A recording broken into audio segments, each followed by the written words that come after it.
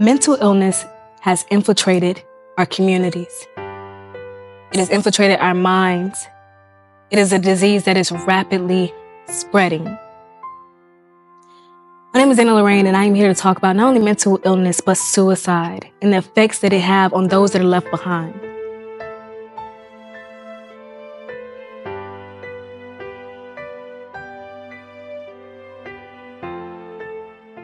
My baby was born. He was born on March 23rd, 2004. He was born at home. I had him in my apartment on the south side of Jacksonville, and he was born at 9:04 p.m. So he was my little Duval baby. I always thought it was like the coolest thing that he was born at 9:04 p.m. He was a very, and actually as a baby, he was a very calm baby. He didn't cry a lot. He wasn't, hard to manage, I guess you could say, as a baby. He's a very chill baby.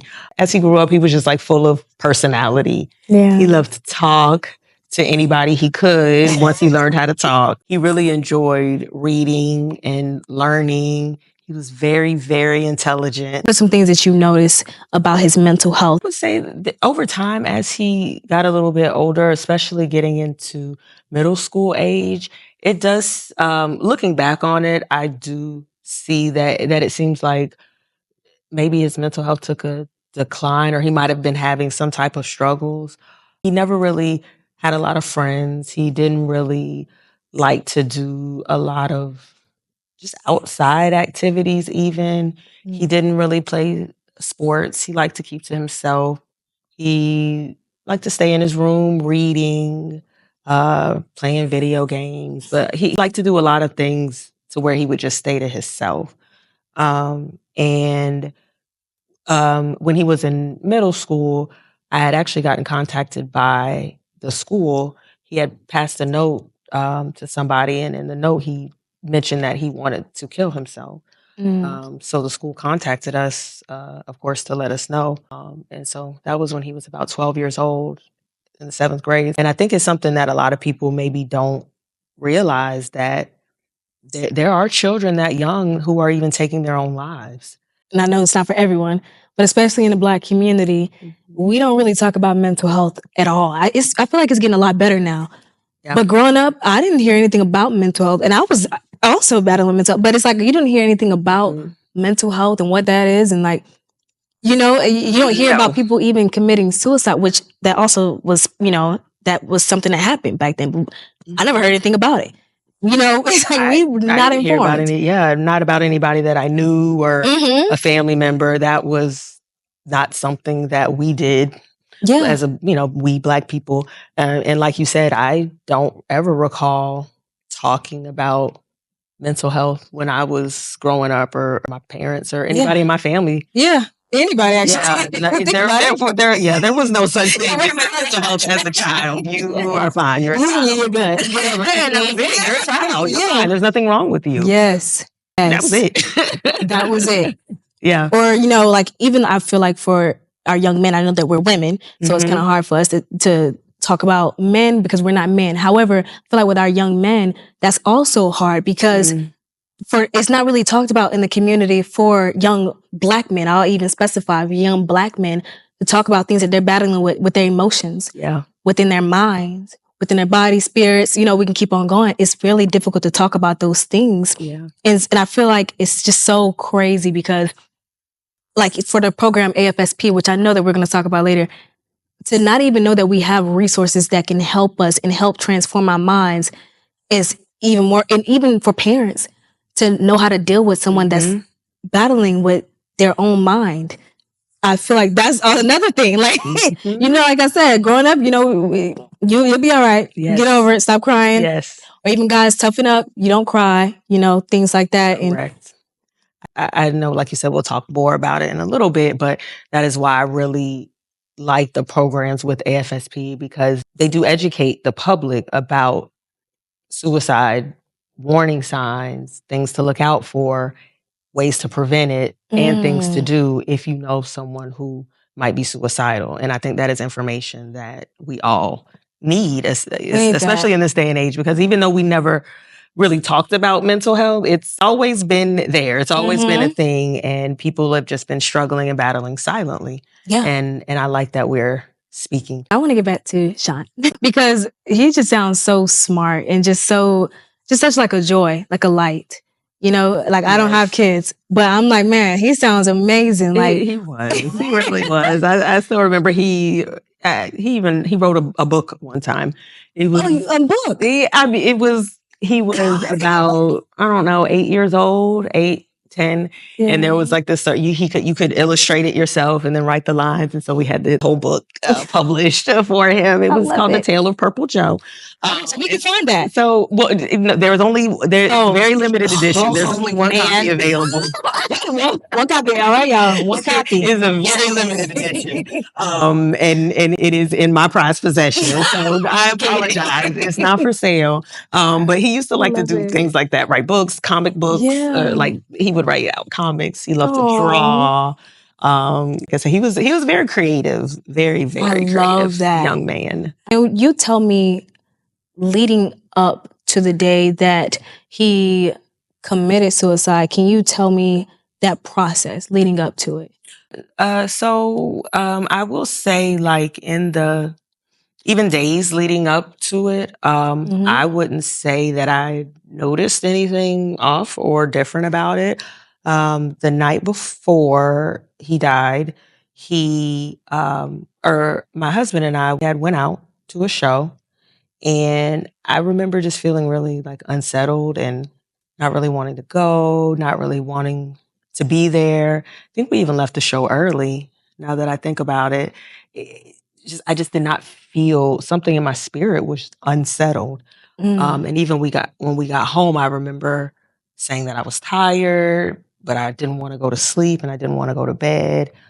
I ended up finally going to sleep about 1 o'clock in the morning. And I went into my son's room. He was laying on the floor. And I actually think now that when I look back on it, I think he was writing his suicide note because he had paper. He was writing something under the blanket. And I remember almost asking him, "What do you have under there?" Like I remember thinking about asking him, and then I was just kind of, whatever. I don't know what he's doing. And I told him good night, and he said good night. I said, "I love you." He said, "I love you too." And that was the last time I saw my son. He was 17 years old at the time, and he had just graduated high school a few months earlier. He graduated in June. And he actually graduated a year early from high school because he had some extra credits from doing an early college program. So he graduated a year early, and he was going to start taking classes at FSCJ. So, we thought for a while he was just having kind of like teenage issues, but we thought he was getting better and wanting to do things. Yeah. And so, that was the last time that I saw him. And then about 3 o'clock in the morning, we got woken up. The police were at our door, and they told us that they were there about our son, about Sean. I remember they asked us if we owned a black Hyundai Sonata, and we said we did. And so when they asked that, I thought 17-year-old kid, he's taking the car. I thought he probably gotten into an accident. I was very mad. I was so mad. I was just like, what has this boy done, now? And the police were like, no, calm down. We found a note in your car that said that if, whoever finds this, I just killed myself, and please tell my parents. And so, when they told us that, they had wanted to come into the house and search the house. And I guess they were maybe looking for him, or I honestly, I don't know what they were looking for. They never said. But when they did come in the house, they found a suicide note that he had left. That said that if you're reading this note, I have taken the car and I have killed myself. So it was just really rough. I just remember screaming at the top of my lungs. I remember my other 3 daughters, like, coming out of the room, trying to figure out what was going on. And I don't remember much more after that. Yeah. Really don't. Yeah. This is your first time talking about it publicly, correct? Yeah. How are you feeling Yeah, I mean, with sharing such a... it's a little bit difficult to talk about it. Sometimes it's hard also to speak about it publicly because maybe it's self-imposed, but you feel like you might just get some judgment just as a parent too. It can be hard to talk about that and share that with people. Yeah. Because sometimes you feel like, well, then people might feel like, well, your kid was only 17.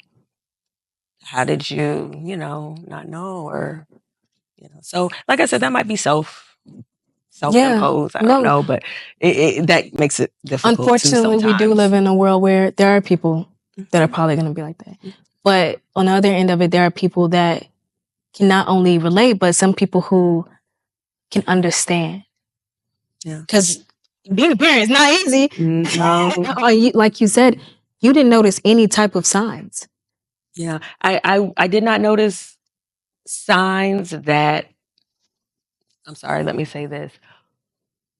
The more I learned about suicide, I did learn that he did exhibit signs. I didn't know what the signs were. I love that. That was the thing. And that is one of the main reasons I also got involved with AFSP, because I didn't know the signs. And I think more people need to know the signs. I do truly believe that when we are more educated on the topic, that we can save people. Yes. Yeah. I love that so much.